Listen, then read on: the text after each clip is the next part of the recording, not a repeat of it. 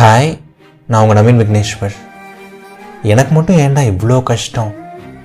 ஏன் என் லைஃப்பில் மட்டும் இவ்வளோ விஷயங்கள் தப்பாக நடக்குது? ஏன் எல்லோரும் சந்தோஷமாக இருக்காங்க, நான் மட்டும் இவ்வளோ அலறேன்? இந்த மாதிரிலாம் என்னைக்காவது ஒரு நாள் யோசிச்சுருக்கீங்களா? கண்டிப்பாக யோசிச்சுருப்பீங்க, நிறையா பேர் யோசிச்சுருப்பீங்க. பட் உங்களோட இந்த மாதிரி கேள்விகளுக்கெல்லாம் எனக்காவது ஒரு நாளாவது பதில் கிடச்சிருக்கா? இல்லைல்ல. இந்த பாட்காஸ்ட் ஃபுல்லாக கேளுங்க. ஸோ முதல் விஷயம் என்ன அப்படின்னா, நமக்கு எகெயின்ஸ்டாக இங்கே யாருமே கிடையாதுங்க. இப்போ நவீனுக்கு இவ்வளோ கஷ்டம் கொடுக்கணும், சூர்யாவுக்கு இவ்வளோ கஷ்டம் கொடுக்கணும், கண்மணியை இவ்வளோ கஷ்டப்படுத்துன்னு சொல்லிட்டு யாருமே நினைக்க போகிறது கிடையாது, யாரும் வேண்டிக்க போகிறதும் கிடையாது. இட் ஜஸ்ட் ஹேப்பன்ஸுங்க, அவ்வளோதான். ஒரு சில விஷயங்கள் நம்ம எதிர்பார்த்த மாதிரி நடக்காமல் போகிறதெல்லாம் ரொம்ப நேச்சுரல் தான், ரொம்ப நார்மல் தான்.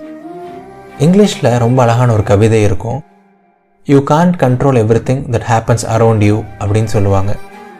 நம்ம லைஃப்பில் நம்மளை சுற்றி நடக்கிற ஒரு 90% ஆஃப் த திங்ஸ் நம்ம கண்ட்ரோல்லையே கிடையாது. நம்ம பிறந்த ஃபேமிலி ஆகட்டும், நமக்கு கிடைச்ச எஜுகேஷன் ஆகட்டும், நமக்கு லைஃப்பில் இப்போ இருக்கிற சிச்சுவேஷன் ஆகட்டும், நிறைய விஷயங்கள் நம்ம கண்ட்ரோலில் இல்லாத விஷயங்கள், நம்மளையும் மீறி நடந்த ஒரு விஷயங்கள். ஓகேங்களா? ஸோ நம்ம கண்ட்ரோலை மீறி தான் நிறைய விஷயங்கள் நடக்குது. அப்படிங்கும்போது நம்ம கண்ட்ரோலை மீறி கஷ்டங்கள் வர்றது ரொம்ப நார்மல் தான், ரொம்ப நேச்சுரல் தான். அண்ட் எல்லாருமே ஒரு வகையில் இல்லை இன்னொரு வகையில் கஷ்டப்பட்டுட்டு தான் இருக்காங்க. நீங்கள் ஒன்றும் தனியாக இல்லை, சரிங்களா? தப்பான விஷயங்கள் எல்லாமே நாம் எதிர்பார்க்காத மாதிரி நம்மளையும் மீறி நடந்துரும் அப்படின்னு சொன்னேன். பட் லைஃப்பில் தப்பான விஷயங்கள் மட்டும் இல்லைங்க, நல்ல விஷயங்கள் கூட திடீர்னு எதிர்பாராத மாதிரி நடக்கும். ஏதாவது ஒரு விஷயத்தை நினச்சி ரொம்ப பயந்துட்டு இருந்திருப்போம். இன்றைக்கி காலேஜ் போனால் என்ன ஆகுமோ, இன்றைக்கி ஆஃபீஸ் போனால் எப்படி இருக்குமோ, அந்த எக்ஸாம் ரிசல்ட் என்ன வருமோ அப்படின்னு சொல்லிட்டு நிறைய விஷயத்த நினச்சி ரொம்ப ஃபீல் பண்ணியிருப்போம்.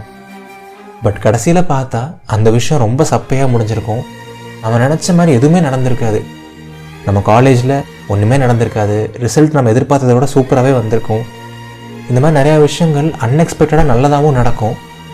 அப்படி ஏதாவது ஒன்று நடந்துச்சு அப்படின்னா, அப்பா முடிஞ்சுதுரா சாமி அப்படின்னு சொல்லிட்டு ஒரு 2 நிமிஷம் அதை நினச்சி பார்ப்போம், அப்படியே அதை விட்டுருவோம்.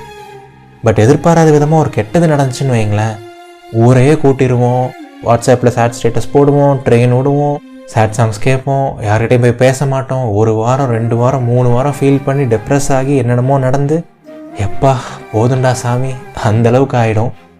ஸோ லைஃப்பில் நல்லதும் இருக்குது, கெட்டதும் இருக்குது. நல்லது நம்ம பெருசு பண்ணுறது கிடையாது, கெட்டதை தான் போட்டு ரொம்ப ரொம்ப ரொம்ப ரொம்ப பெருசு பண்ணுறோம். ஸோ எனக்கு மட்டும் ஏன்டா இவ்வளோ கஷ்டம்னு சொல்லிட்டு ஃபீல் பண்ணுறனாலையோ இல்லை கம்ப்ளைண்ட் பண்ணுறனாலையோ லைஃப்பில் ஒன்றுமே மாற போகிறது கிடையாது. உங்கள் லைஃப்பில் உண்மையிலேயே ஒரு நல்ல மாற்றம் வரணும் அப்படின்னா, நிறையா விஷயங்கள் நல்லதாக நடக்கணும் அப்படின்னா, அது ஒருத்தரோட கையில் தான் இருக்குது. அந்த ஒருத்தர் வேறு யாருமே கிடையாது, நீங்கள் தான். ஸோ எப்போவுமே பாசிட்டிவாக இருங்க, போல்டாக இருங்க, தைரியமாக இருங்க, நம்புங்க. எவ்வளோ பெரிய கஷ்டமான சுச்சுவேஷனாக இருந்தாலுமே அது கண்டிப்பாக ஒரு நாள் சரியாயிடுங்க. ஸோ எதை நினச்சும் போட்டு ஓவராக யோசித்து மனசை குழப்பிட்டு இருக்காதீங்க. அந்த மொமெண்ட்டில் இருங்க, கேஷுவலாக ஜாலியாக இருங்க, ஹாப்பியாக இருங்க. பாசிட்டிவிட்டி அதுதான் எல்லாமே. அண்ட் எவ்வளோ கஷ்டம் இருந்தாலுமே சரி, வாழ்க்கை ரொம்ப ரொம்ப அழகானது. இது நவீன் விக்னேஸ்வரின் இதயத்தின் குரல். நீங்கள் இது வரைக்கும் என்னை இன்ஸ்டாகிராமில் ஃபாலோ பண்ணல அப்படின்னா கண்டிப்பாக ஃபாலோ பண்ணுங்கள்.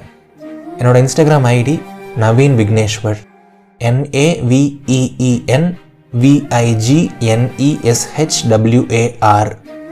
லிங்க் இந்த வீடியோட டிஸ்கிரிப்ஷன் அண்ட் கமெண்ட்ஸில் இருக்குது.